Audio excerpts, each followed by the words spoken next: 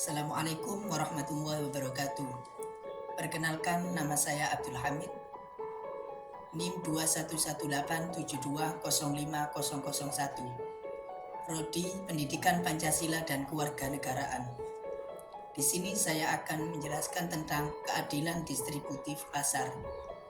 Perekonomian suatu negara tidak terlepas dari keadilan distribusi kepada setiap pelaku ekonomi di negara tersebut.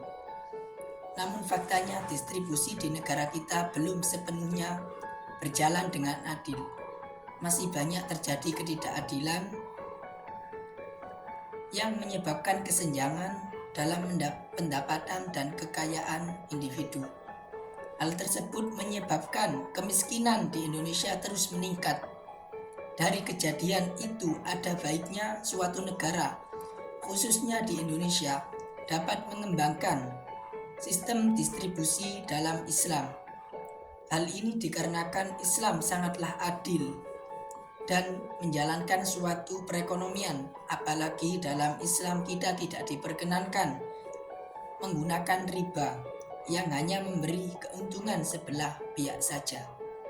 Selain itu, sistem distribusi dalam Islam juga menuntut kita untuk adil dalam berdistribusi dan mempersempit kesenjangan ekonomi dan melakukan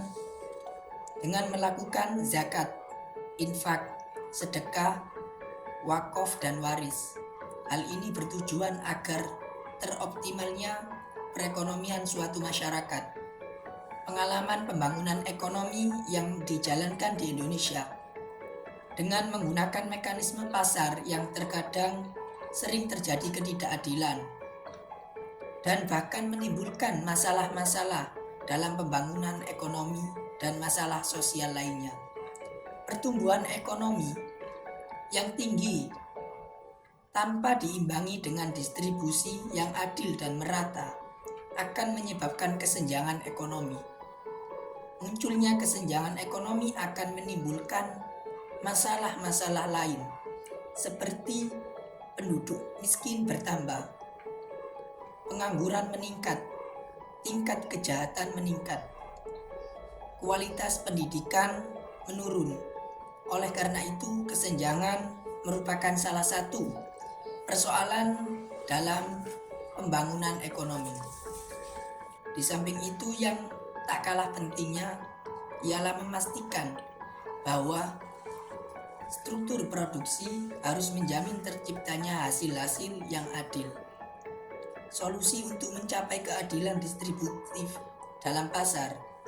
Dalam kondisi ideal, pasar dapat membantu menciptakan keadilan distributif dengan cara apa? Dengan cara memberikan kesempatan yang sama bagi semua individu dan untuk mendapatkan sumber daya dan kekayaan. Hal ini terjadi karena pasar cenderung memberikan keuntungan lebih kepada individu atau kelompok yang memiliki kekuatan ekonomi dan politik yang lebih besar. Berikut adalah beberapa solusi untuk meningkatkan keadilan distributif dalam pasar. Yang pertama ada regulasi dan kebijakan. Di sini pemerintah dapat menerapkan regulasi dan kebijakan untuk mengendalikan distribusi kekayaan dan manfaat ekonomi. Misalnya, pajak progresif dapat diterapkan di mana tarif pajak meningkat seiring dengan tingkat pendapatan yang dihasilkan dari pajak tersebut dapat digunakan untuk mendukung program kesejahteraan sosial, pendidikan, dan layanan publik lainnya yang dapat memberikan kesenjangan ekonomi. Kemudian yang kedua, ada perlindungan konsumen. Regulasi yang memastikan perlindungan konsumen dapat membantu mencegah praktik yang merugikan konsumen dan mengurangi kesenjangan informasi di pasar. Hal ini dapat mencakup penegakan hukum terhadap penipuan, pelabelan yang jelas tentang produk, dan kebijakan perlindungan konsumen lainnya. Kemudian yang ketiga ada kebijakan upah yang adil. Perusahaan dapat menerapkan kebijakan upah yang adil dan menyediakan kondisi kerja yang layak bagi karyawan. Upah yang adil memastikan bahwa pekerja menerima kompensasi yang semua dengan kontribusi dan upaya mereka. Yang keempat, pendidikan dan pelatihan, yang mana investasi dalam pendidikan dan pelatihan memberikan kesempatan kepada individu untuk meningkatkan keterampilan dan meningkatkan mobilitas sosial. Dengan meningkatkan akses ke pendidikan berkualitas dan pelatihan vokasional, kesempatan untuk mencapai penghasilan yang lebih tinggi dapat ditingkatkan. Kemudian yang kelima ada pemberdayaan ekonomi. Mendorong pemberdayaan ekonomi bagi kelompok yang kurang beruntung secara sosial atau ekonomi dapat membantu mencapai keadilan distributif. Inisiatif seperti kemitraan usaha sosial, akses ke modal usaha, dan bantuan teknis dapat membantu kelompok yang kurang mampu untuk memperoleh akses ke peluang ekonomi yang setara. Kemudian yang keenam ada kesetaraan kesempatan. Penting untuk memastikan bahwa semua individu memiliki kesempatan yang setara untuk mengakses peluang dan sumber daya ekonomi. Ini melibatkan mengurangi hambatan seperti diskriminasi dalam hal gender, ras, agama, atau latar belakang sosial ekonomi.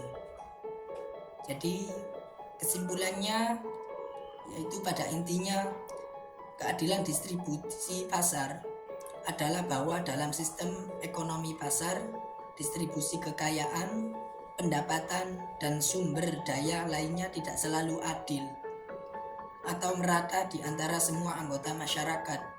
Ada beberapa faktor yang mempengaruhi distribusi ini, seperti kekuatan pasar yang mendominasi, kebijakan pemerintah yang tidak adil, kesenjangan ekonomi, diskriminasi, perbedaan akses terhadap peluang, dan ketimpangan pendapatan dan kekayaan.